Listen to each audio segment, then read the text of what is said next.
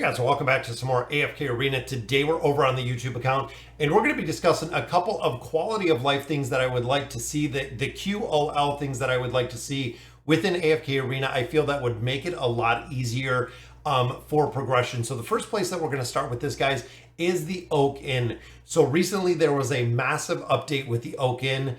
You'll see a lot of the rooms are a lot different. We actually went to 40 floors. Now looking at the manage, this is a nightmare, guys. This is absolutely a nightmare with how many heroes we have in here.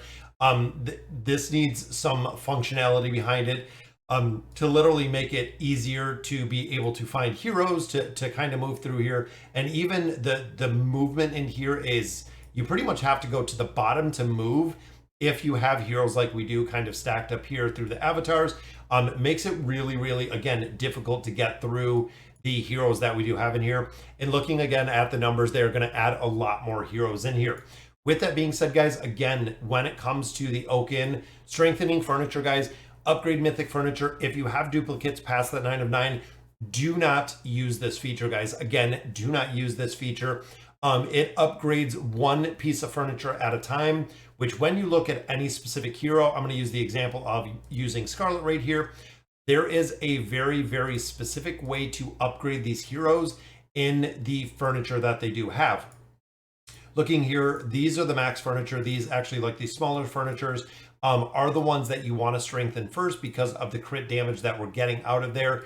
Now, essentially, you want to take these to 1, 2, and 3. 3 is the actual max right here, versus putting the +1s on some of the other ones that do not give. I mean, this is crit block rate. With that one, again, there's a very specific way for each set or each hero within here that you do want to level up the furniture. Again, similar to what we see with Scarlet, it does not level up the furniture that way. It literally goes 1 1 1 1 1 1 1 1 1 1 1 1 through strengthening the furniture. So again, you do not want to use this functionality or this feature as it sits today. Really hoping that they do adjust that. Now, also when it comes to the summons, guys, they updated if you have 100 heroes with 9 of 9 furniture that you can go ahead and you can mass summon with poke coins. Now looking at that, guys, you need 100 heroes at the 9 of 9 furniture. That is 900 pieces of furniture, guys. Even for everything we put into this game, we're at 655. That is light years. I mean, thinking about the furniture that we pull, we're probably talking years down the road before this functionality ever comes in to just make this part easier. I don't know the logic behind even putting a number in there, guys, to where you could just do a summon, or you could even have a button in here for a mass summon, just to utilize all your poke coins and be done with it. Instead of sitting here like we seen on my Greyborn account, had like 160,000 poke coins that we had to sit here and independently do every single summon, which is crazy. If I could have just mass summoned, guys, it would have been done. So again, it seems like they had really good intentions when it came to the Oak Inn, but they are definitely falling short. Now, second thing that we want to look at, guys, is of course heroes like Thorin with the engraving. We need an engraving reset, guys. We have only seen, I believe, 2 as of so far since this engraving system has been out. We have seen 2 resets. I think we had 2 additional resets, one for Sonya because she was absolutely broken and they nerfed her, and then one for the awakened version of Belinda because they broke her as well. But again, those were only specific heroes for both of those 2. The engraving reset, I know there are a lot of players that would absolutely love from an engraving reset, from resetting my Thorin to resetting my awakened version of Aziz. I would absolutely reset these heroes, guys, with an engraving reset. And I really feel like it should be something that they bring out, let's say every 3 months, every 6 months, even something like that, guys. And it's not going to be that game changing. You know, I know a lot of people are going to come right out and say, well, Lilith would lose a ton of money.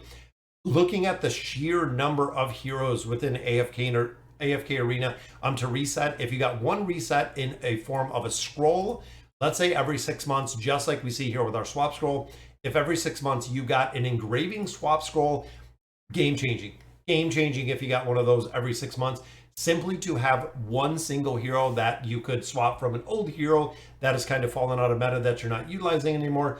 Because remember, guys, in a 6 month period, think about it again from like a 10,000 foot view. In a 6 month period, we're getting heroes every 2 weeks. So in a 6-month period, that's an incredible amount of heroes. You are going to have so many different heroes to build, not including the awakened heroes, not including everything else. But again, the engraving scroll would be absolutely amazing. Same with the swap scrolls, guys. Swap scrolls, I feel like this should be something that they just give us one every 6 months. Again, to get rid of some of the heroes that are way back far in the meta, or ones that you've built that you don't utilize anymore. I do like that they keep the 6-month requirement in it, just giving the ability for players to build some of these heroes. So essentially, when you go to use your swap scroll, you cannot use it until the hero has left the advanced ship, the heroic ship down here. Then you can use the swap scroll. A lot of players, again, were asking that about Edwin. Should they swap Shamira to Edwin? Should they swap a bunch of different heroes to Edwin? You have to wait your 58 days and 22 hours before you can actually do that swap for Edwin. Now with that, guys, again, I would love to see the reset scrolls, the engraving reset scrolls, the swap scrolls, even the beasts. So this is another thing, guys, where it's gonna be kind of difficult, where right here I have the wing lion built up. If you build a beast up like the wing lion, let's say I take the wing lion up all the way to 18, and then essentially 6 months, 12 months, whatever it may be down the road, the wing lion has no utility. Doing the exact same, guys, being able, I know we have the beast resonance, but being able to swap a much higher beast to a much lower beast. Now, other thing that I would love to see, absolutely, guys, would be within the rickety cart. So in here, Celestials, Hypogeans, Awaken, you can actually swap them for some different heroes. It is a 3-to-1 with Celestials and Hypogeans. It is a 2-to-1 if you are looking for your regular 4 faction heroes. And this requires the heroes to be at 5 stars. So looking at my Celestials and my Hypogeans, we have Athalia, we have Wukong, we have Flora, all at 5 stars. And then I believe we have Zolrath and we have Lucretia. So those additional copies that I pick up, I do get to swap in this rickety cart.